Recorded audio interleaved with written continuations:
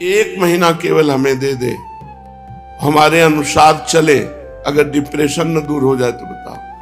चिंतन जब तुम्हारा आनंद में भगवान का होगा, सब ठीक हो जाएगा। भगवान का चिंतन नहीं करोगे तो किसी औषधि में इतनी ताकत नहीं कि तुम्हारे चिंतन को बदल सके। यदि तुम्हारा भगवत चिंतन शुरू नहीं हुआ और जागतिक चिंतन रहा तो अंतिम निर्णय यही है, आत्महनन गति जाए। जो सुसाइड करने वाले की दुर्गति होती वही दुर्गति उसकी होगी। हो सकता है वो इसी लक्षण में पहुंच जाए। जो न तरह भवसागर अस समाज नर पाए, सो अति निंदक मंदमति आत्महनन गति जाए। वो निंदनीय है, वो मंदमति है, वो आत्महत्यारा है जो मनुष्य शरीर पाकर व्यर्थ का चिंतन करता है, भगवान का चिंतन नहीं करता। अब ऐसे ऐसे डॉक्टर हो गए हैं।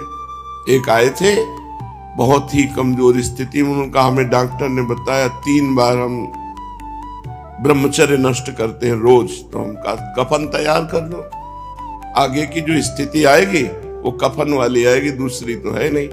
कितने मूर्ख हैं, अपने को डॉक्टर समझते हैं। ब्रह्मचर्य का नाश करने वाला कैसे स्वस्थ हो सकता है? ब्रह्मचारी है, कोई रोग हुआ है प्रारब्धवशात, औषधि का सपोर्ट कीजिए, फौरन ठीक हो जाएगा। नहीं ठीक होगा तो और कोई भी रोग उसे परास्त नहीं कर सकता।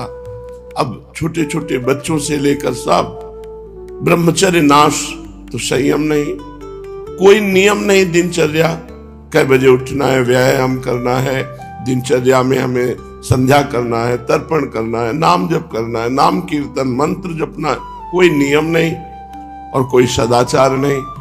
अपवित्र भोजन, अपवित्र विचार, अपवित्र चिंतन, अपवित्र क्रियाएं, तो परिणाम डिप्रेशन, परिणाम ओवर थिंकिंग इतनी बढ़ जाती है, वो परेशान हो जाता है, मन उसे परेशान कर देता है।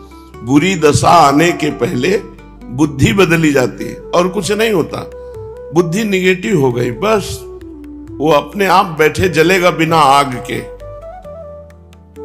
जिसको विधाता दुख देते हैं तो पहले बुद्धि को भ्रष्ट कर देते हैं।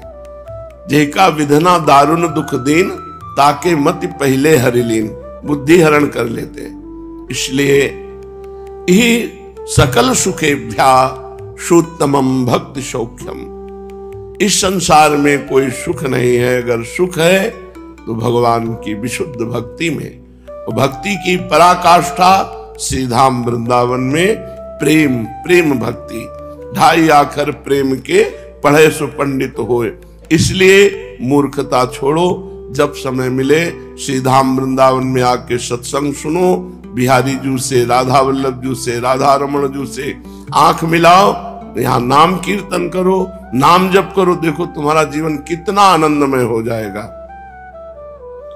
भजन्तमपि देवतान्तरं यथाक्षरे ब्रह्मणि स्थितं पशुवदेव वा विषय भोग मात्रे रतम् अचिन्त्य निज शक्तितः स्वगत राधिका माधव प्रगाढ़ रस दुर्गमं कुरुत एव वृंदावनम। अन्य देवी देवताओं की उपासना से तुम्हें विशेष लाभ मिलने वाला नहीं। जितना तुम करोगे उतना ही तुम्हें मिलेगा।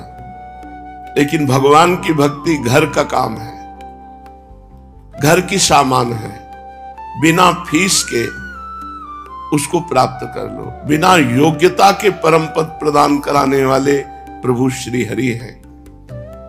इनका स्वभाव ऐसा है, जन अवगुण प्रभु मान न काऊ, दीन बंधु अति मृदुल स्वभाव। बड़ा करुणा में स्वभाव श्री हरि जू का है, उनसे भी बढ़कर करुणा में स्वभाव श्री प्रिया जू का है।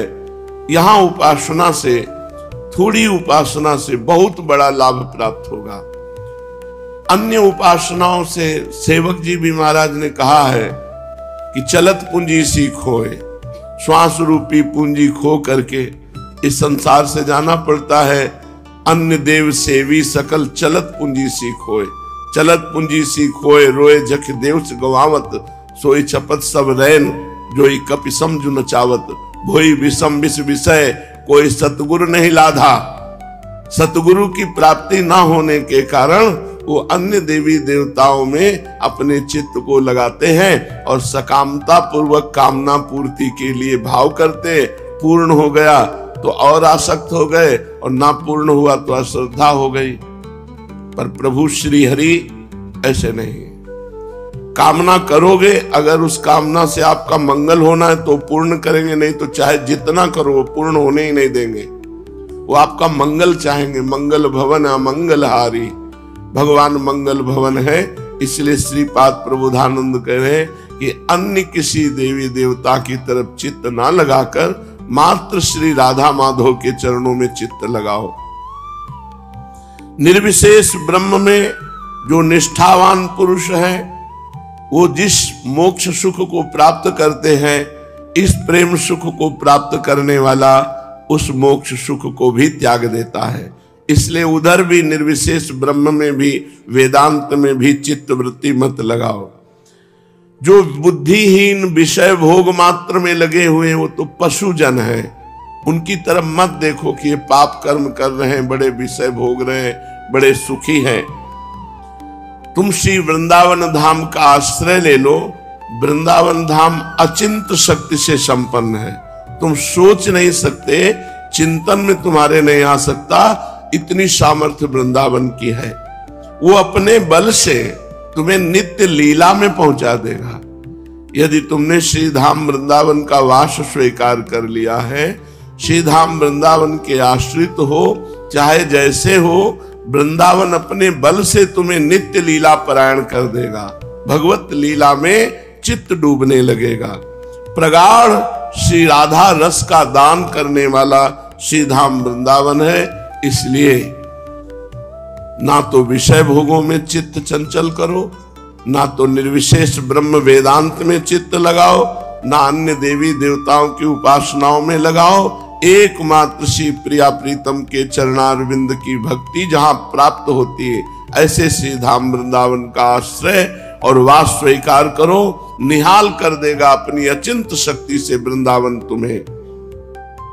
यत्कोट्यंशमपि स्पृशेन्न निगमो यन्नो विदुर्योगिनः श्रीश ब्रह्म शुकार्जुनोद्धव मुखाः पश्यन्ति यन्न क्वचित् अन्यत् किं ब्रजवासिनामपि न यत् दृश्य कदा लोकये। श्री वृंदावन रूपमद्भुतमहं राधापदैकाश्रयः।